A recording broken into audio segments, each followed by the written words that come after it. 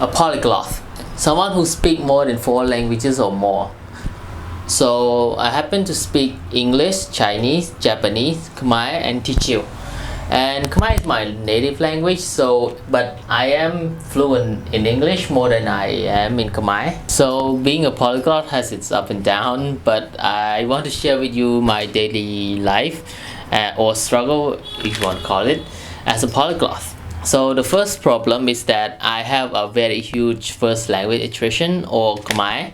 So when I started studying English, I have a problem that I tend to forget a lot about Khmer. And then when I start learning about Japanese, I make that problem even worse. So the second problem that I have is that usually I have a very huge speech impairment because of the internal translation from multiple languages in my brain. So it's tend to make a very mess up a speech that I'm trying to say, what I'm trying to say. And sometimes I have something of a condition called multilingual personality shift.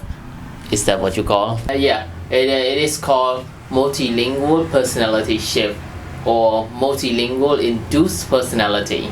So what happens is that when I speak in each languages, my personality tend to shift toward some variation also.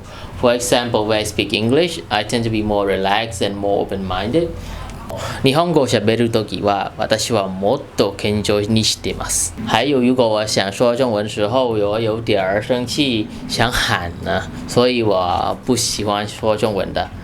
So, as you can see, there's some problem with speaking multiple languages also. I hope you understand that. So, not everything is bad, but if you can speak multiple languages, it's usually a very good thing, as your brain can be very flexible and you can have more opportunity in a job market. For example, I work as a translator in a Japanese company. I usually use Japanese, Chinese, and English to communicate there, not Khmer. We don't use our native language there, so usually it's made the languages that I speak more fluent as the longer I work there. And the pay is very decent also. It's not very high, but it's not very low. It's just very good to live in luxury. I mean, my own type of luxury. So as you know, in Cambodia there are a lot of Chinese, but for someone who can speak Chinese, it's sort of a big plus for me, as I can do a part-time job. For example, like I can translate document or make an interpretation in Chinese. I can get paid a lot here in Cambodia. I can say that I can make a very decent living here, but it's not the best, not that like in the US or Japan or other developed countries.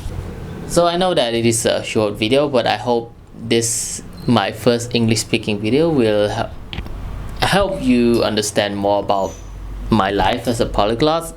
So if I'm seen nervous, I apologize for that, but this is my first video speaking in English.